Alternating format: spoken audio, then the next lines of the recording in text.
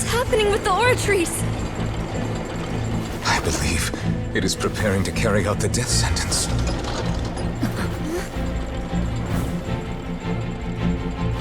Furina!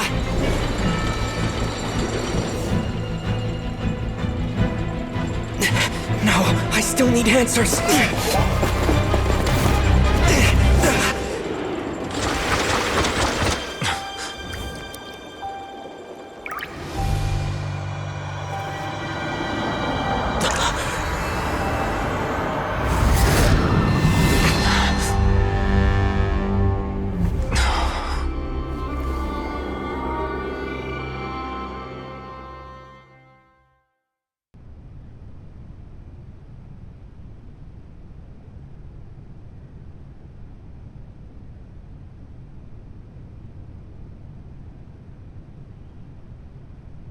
You...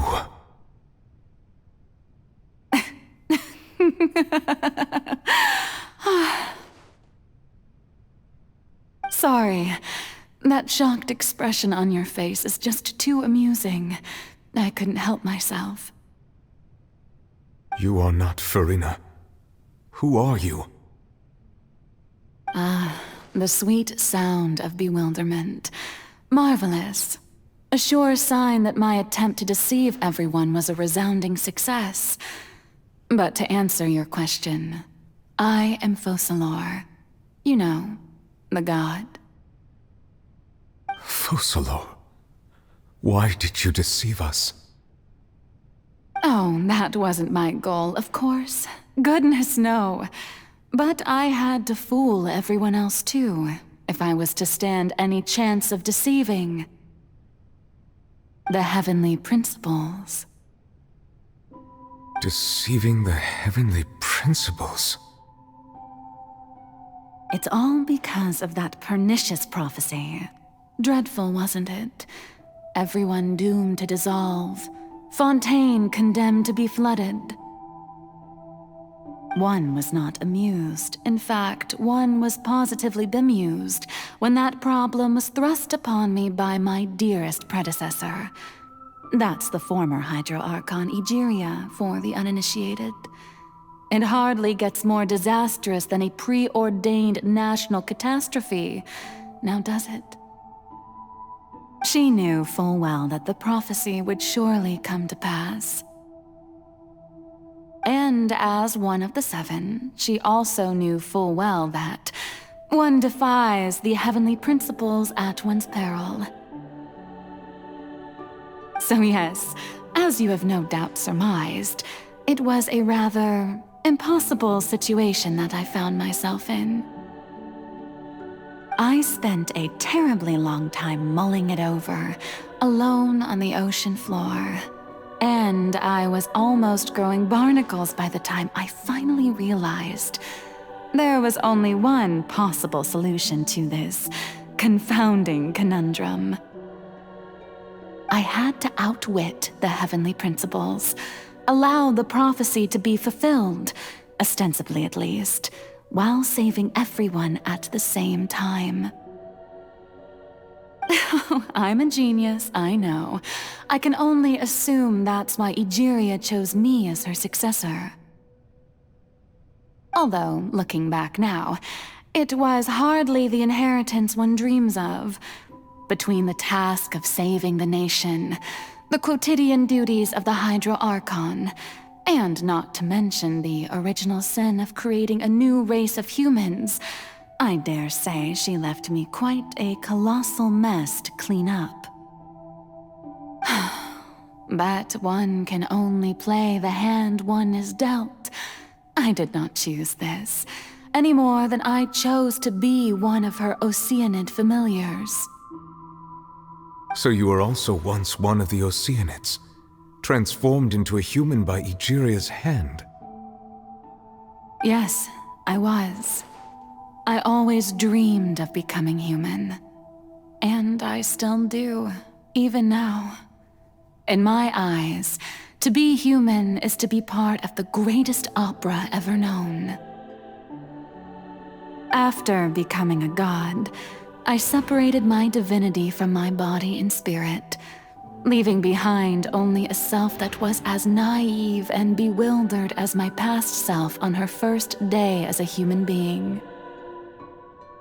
The me you see before you now is that divinity, and the human counterpart I left behind, I named Furina. She could feel joy, sorrow, and everything in between. She could be as vain and conceited, or as meek and vulnerable as she wished. Her strengths were of a kind only a human could possess, as were her shortcomings. But in my eyes, Furina's humanity was what made her perfect. She was perfectly human in every way, the person I always wanted to be. Anyway, so then I cursed her. All part of the plan, of course. The plan to deceive the heavenly principles. Do you still remember the final scene of the prophecy? The Hydra Archon alone, weeping on her throne. In order that the prophecy might appear fulfilled, I invited Furina to be an actress, to play the part of the Hydro Archon in the prophecy. Under the curse I placed on her, so long as I, Focalors' divinity, continued to exist, she could not die. But nor was she free to live her life in the pursuit of happiness. Instead, she was forced to take the stage in the opera house, to embrace the role of leading lady, to forever play the part of the god from the prophecy, all to create a deceitful appearance of that prophecy coming to pass. I suppose now you probably understand why your court is called the Opera Epiclese. But Furina is only human, isn't she? Even though she has had a long life, her mind is no stronger than that of any other ordinary human being. I cannot begin to fathom what she has had to endure. It must have been torture for her. It has indeed. And although she is, in a sense, me in human form, I most definitely owe her an apology for it. It's been 500 years. And all along, she's been playing her part in the most unimaginably long, unbearably lonely, and agonizingly painful opera of all time. So even Furina doesn't know the truth? You've never once let her in on the full plan? Yes, it had to be done. To deceive the heavenly principles, you must first deceive yourself. She did very well.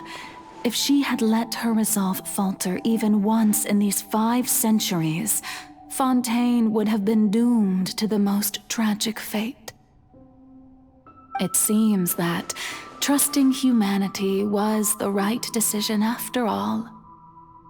I believe that I understand how your deception works, but that is only half the truth, is it not?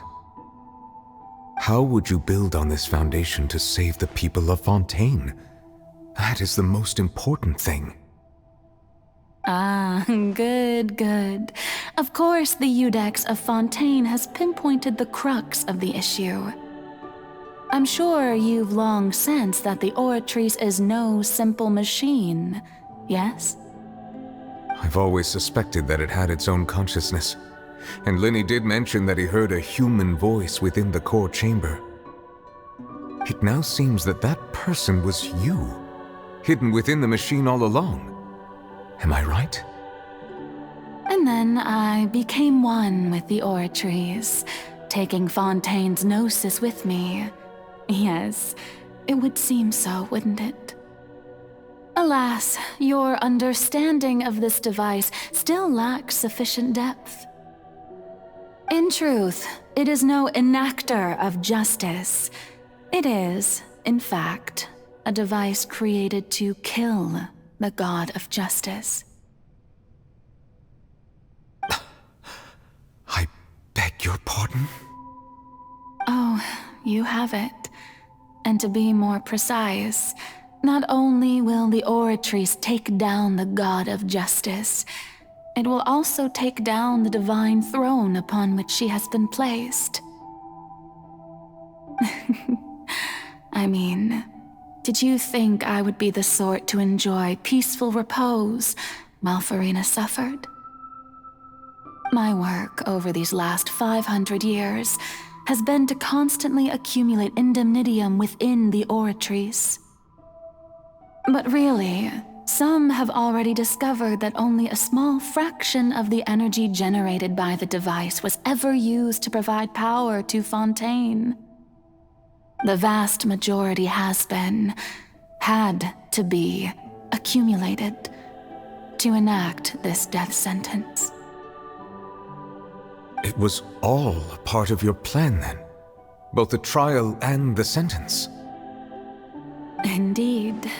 This power, accrued over 5 centuries, could have sustained Fontainians for millennia had it only been used for that purpose.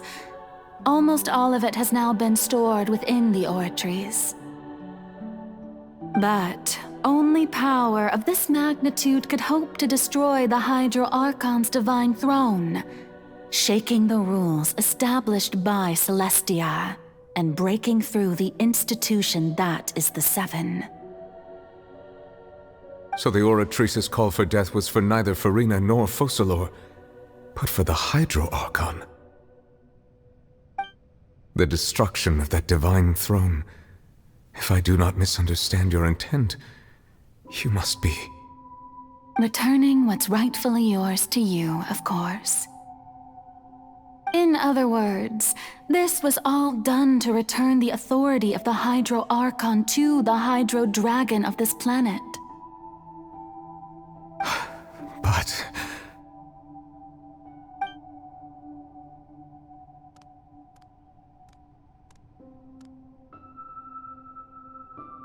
Oh, what? Getting sad again, are we? The authority of the ancient dragons shall soon be yours once more, O Hydro Dragon Sovereign. And this is the face you make. all you've done throughout the years is just so you can sacrifice yourself at the very end. I've never quite seen it that way, you know. Even now, I'm quite pleased at how well my deception worked.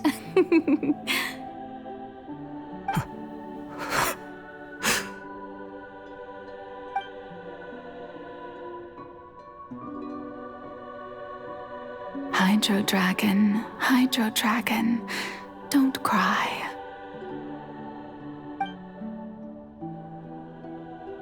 I must say, had it been within my rights, I would have loved to judge the heavenly principles themselves. Were they not guilty of essentially the same crime?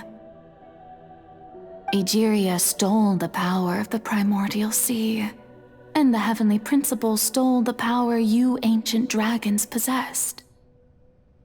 I, for my part, am the god of justice.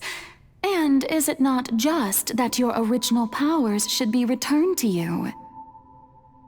Speaking of justice, I have always believed that justice lies in the process of pursuing human existence itself. So, if the theft of the primordial sea's might was Fontaine's original sin, then, leaving matters of procedural right and wrong aside, the descent of the Fontainians as humans and their right to exist in this world would be Fontaine's original justice.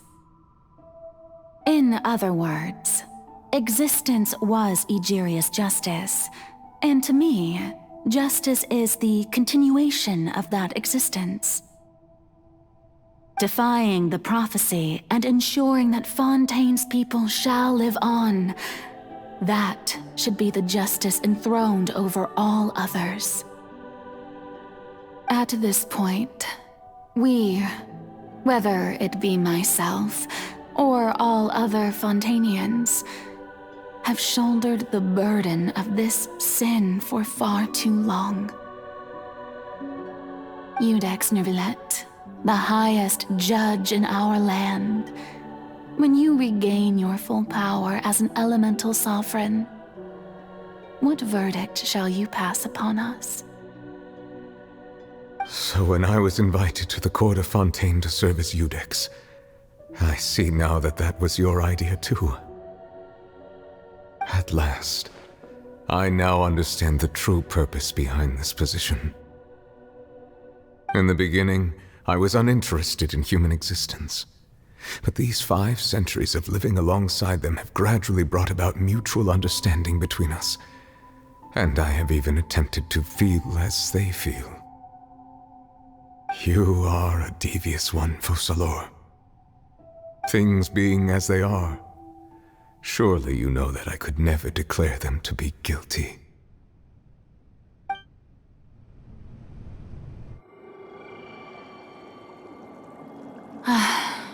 The hour of my execution is almost here. For the sinner, the curtain call has come. I know I may not sound it, but faced with death, I find myself a little afraid. Perhaps this is one thing both gods and humans have in common.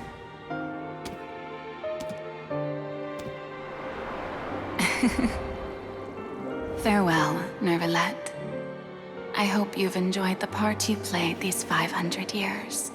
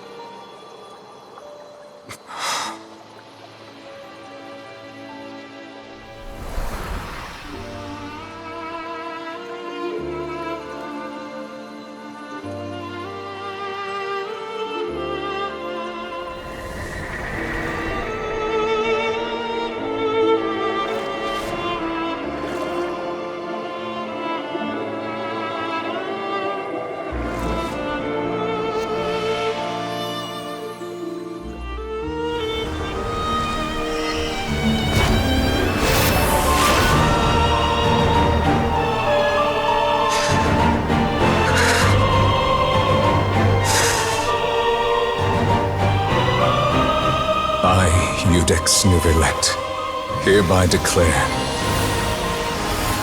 people of Fontaine, your sins are forgiven.